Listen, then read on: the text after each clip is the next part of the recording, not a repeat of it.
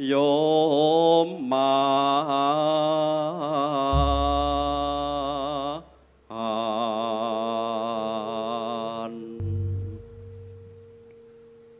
Bejo temen uripku.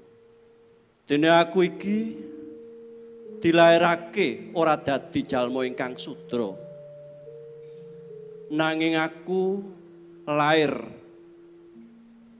saka wiji sejati tedak turuning Nalendra utawa Adipati. Ya Kanjeng Rama Adipati Puspanegara ing Pura Kencana. Nanging wis mono tanpa alasan yen to aku banjur tumindak sumungah songaran adigang adigung adiguna nggugu sakarepku dhewe. Ora watak Purnama duwe lagak-lagan lagon-lagian ingkang kaya mangkono. Kepara yen to aku iki nadyan wis linairake dadi manungsa ingkang duweni derajat lan pangkat, nanging aku bakal nresnani sapa wae sama-samaning dumadi aja nganti aku kuwi kumawasa sapa sira sapa ingsun. Besok mbok menawa Gusti Kang Maha Kawasa paring kabegjan kelawan aku reh ning aku iki putra Adipati. Mbok menawa aku bisa ngembat pusaraning praja dadi Adipati sing kumawula sing tresna marang para kawula kabeh. Aku iki linairake ora ijen nanging aku duwe adi, duwe kadang kembar. Ya kuwi Dimas Kastawa, Purnama lan Kastawa. Nek karo mangsaku mengko sing bakal nglintir kadipaten Pura Kencana ora bisa kejaba aku. Purnama. Lho, kowe mau nyebut yen to aku adimu. Lho. Lah rak ya bener to, Dimas. Aku ora trima yen kowe nyebut aku Dimas. Mergo aku ora rumangsa dadi adimu. Sik to Kastawa. Piye Purnama? Ora tau mirengake critane Kanjeng Rama. Nadyan to Siadi utawa Kastawa lan pun Kakang iki lahir kembar bareng, nang sing lahir luwih dhisik kuwi pun Kakang. Aku si Purnama. Ora perkara kowe lahir dhisik terus dadi tuwa. Rumangsa tuwa. Mergo sing lahir dhisik kuwi malah luwih enom. Sing luwih tuwa kuwi sing keri. Kosek to iki kok nalarmu iki piye, Mas? Ning endi-endi sing lahir luwih dhisik ki mesti sing tuwa to ya. Apa kowe ora ngerti Purnama? Apa? Ana unen-unen. Yen sing lahir dhisik kuwi sing enom. Mergo lahir keri kuwi tuwa, kuwi nderekke sing enom. Ya wis ngono ya kena. Ngono ya. Ora perkara ngono ya kena, nyatane ngono kok. Nang ngene Kastawa. Piye Purnama? Lah kok kowe kepengin dadi tuwa ki sababmu apa? Kowe mau ngarep kandha yen kowe pengen nglintir kawibawane Kanjeng Rama Dipati. Kudune sing nglintir kawibawan kuwi dudu kowe ning aku. Mergo aku rumangsa luwih tuwa. Kosek to. Mbok yo sapa wae kowe takonono Sentana Narapraja para kawula salah selagamu kuwi kaya bocah cilik ngerti ora? Kok iso ngandhaki kaya bocah cilik? Ibarate kowe kuwi urung ngerti Subasita, urung ngerti tata krama. Lah kok ngono kepengin dadi pandeganing praja kepengin dadi Adipati kuwi apa ya gelem? Nek cacahanku kaya ngene mesti kawula rak padha wedi, ora ana sing wani. Nek kaya kowe bocah klemar-klemer ora duwe uni dadi Adipati ya mung disepelekke karo kawula-kawula cilik. Malah tiba kosok balen. Saumpama ing mengkone pun Kakang, ya wis ora kena nyebut Kakang ya ora apa-apa. Purnama sing dadi Adipati. Mbok menawa aku malah bisa nresnani para kawula kanthi cara wicaksana, ora sapa sira sapa ingsun. Ora perlu wong diwedeni, ora perlu aku diwedeni.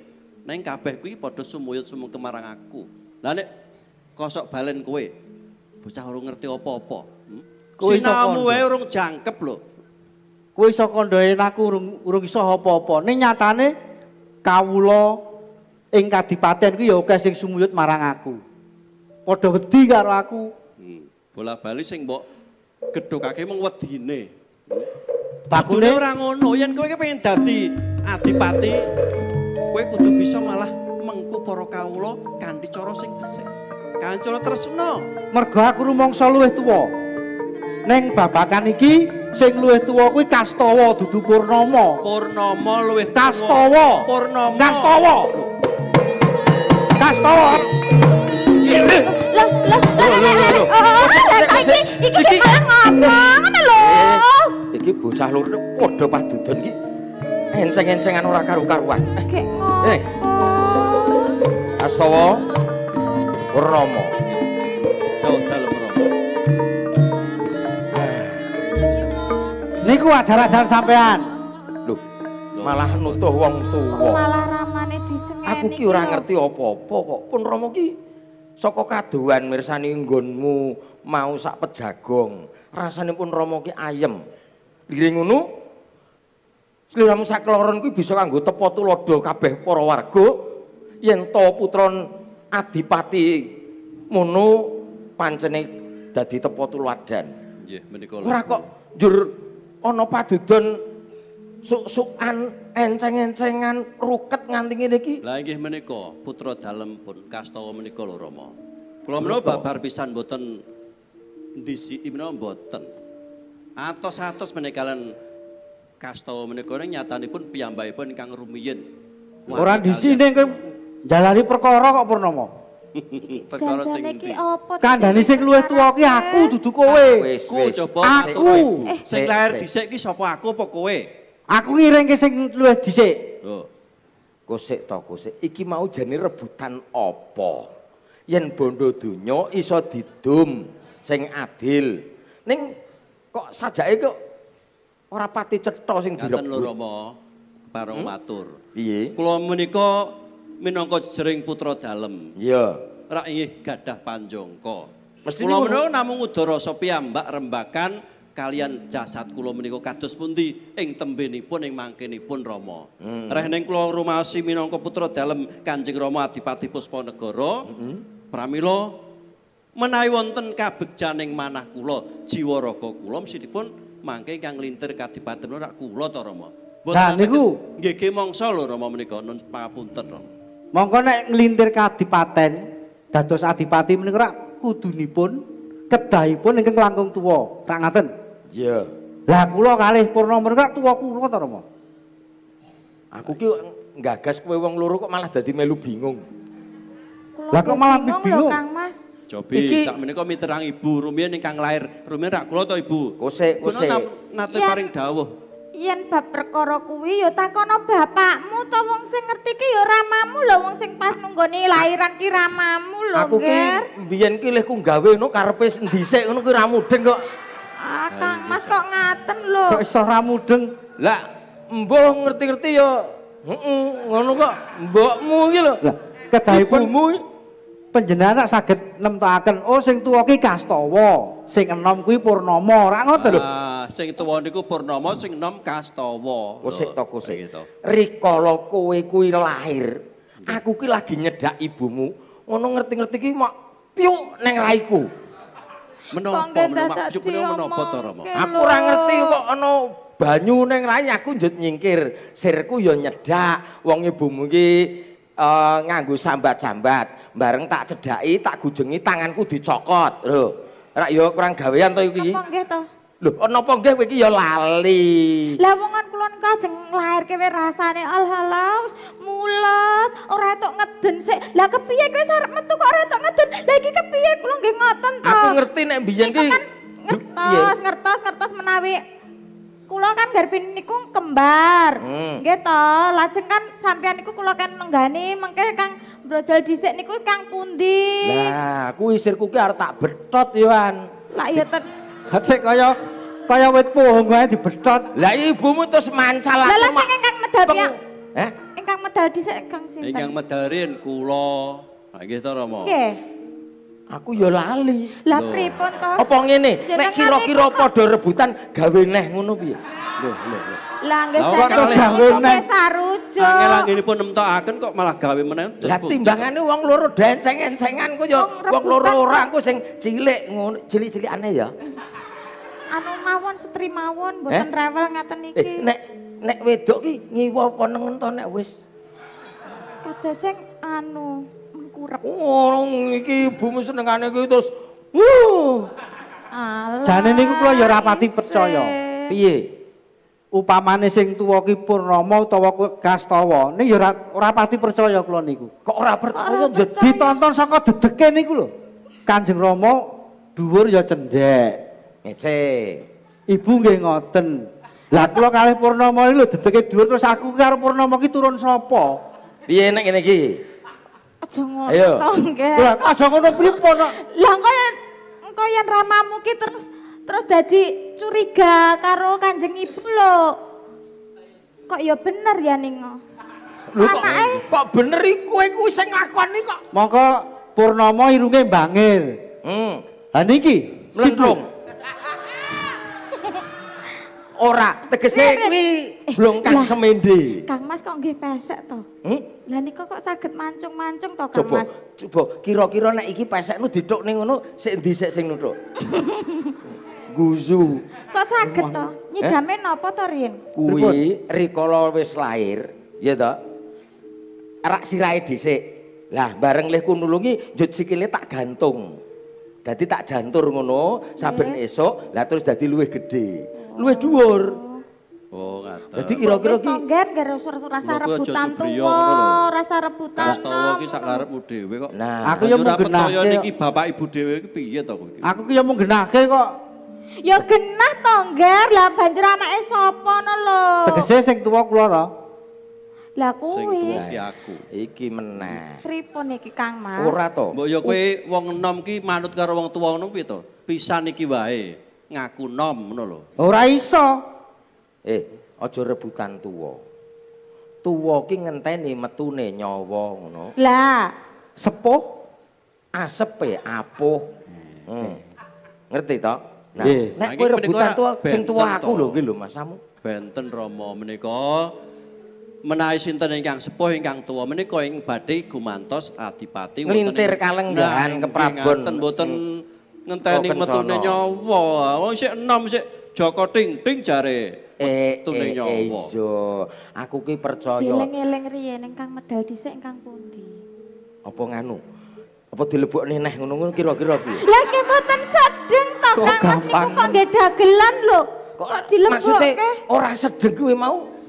Lah dilebokke teng pundi? Ya neng gone bubidan ngono kono pencatatane kaya ngopo ngono lho. Lah nggih. Ning bidane wis mati iki. Bidane lah nggih. Pripun? Bapak inggih to Rama. Genahe. Ingkang pun Wis to, kowe iki mbok ora sah rebutan, mengko yen wis titi wancine.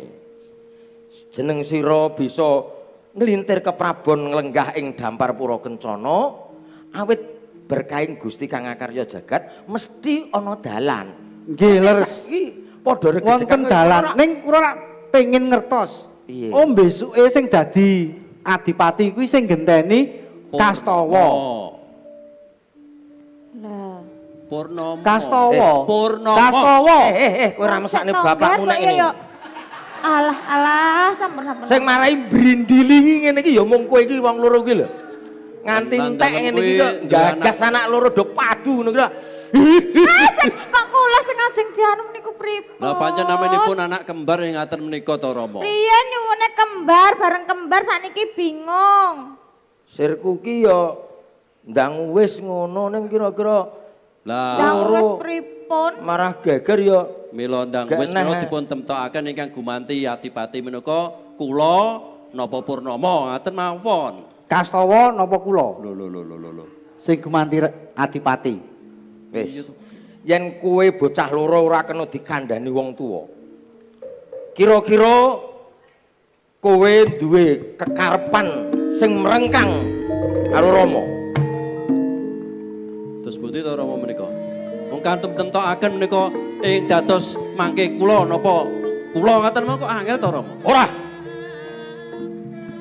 Kowe lan kowe Purnama lan Kastawa. Yen kira-kira kowe bakal mbeda kalani apa kowe dadak ngenteni dukane ramamu? Kowe ngerti watawantune Rama? Nggih, kula ngertos. Wong getapan yen kira-kira kowe arep badal. Ayo. Bapakmu ora sulap nar nanding kowe sakloron. kula menika mboten badal Rama. Namung kula cekanipun kados pundi? Cetanipun. Titi wanci kang bakal nemtokake. Yen kowe ora kandhani apa becik bakal. Wah. Pripun to jenengan nika kok nggih dadak nganggep duka-duka ngaten niki lho lajeng pripun menika? Kleru alon-alon. Kula nggih kaget niki dian priye. Kowe iki nek nglebokne kaya biasane ke lho, alon-alon mak slep ngono ya. Sik. Nek nglebokne iki nek alon cah-cah reneng kae krak ya kepenak. Lah kula nek alon niku mboten sabar, mboten sabar. Lajeng menika kados pundi putra kok kados pundi wis apa urung kok? Niki sampun mleben ananging putra jenengan nika lho. Mlebu nek gak krasa. Alon-alon. Kastawa kalih purnama. Kang Mas. Lah. Bareng bocah loro do lunga. Aku sesuk melu sapa? Lah nggih wong jenengan niku kok nggih dadak nganggo nesu-nesu. Nggih piye duka-duka ngono lho. Yen ditinggal anak. Sok nek tuwa. Kowe wis tuwa, njur kowe mati sik. Kok kula riyen. Kula izin. Karepku ki engko nek kowe wis ora ana njut aku urip dhewe anake do lunga ku ra ya. Kula keri mawon. Lah tenan to. Ampun to. Ampun to Kang Mas ampun ngaten to.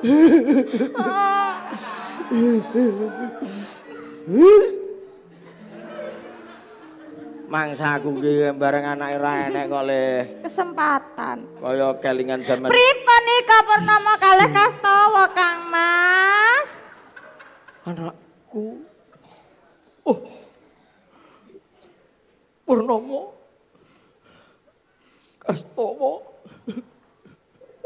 Purnomo. Bali oleh bapak ngenteni kowe. Kowe sing bakal nilintir ke prabon. Aja teko karo bapak ya le. Purnomo Kastawa.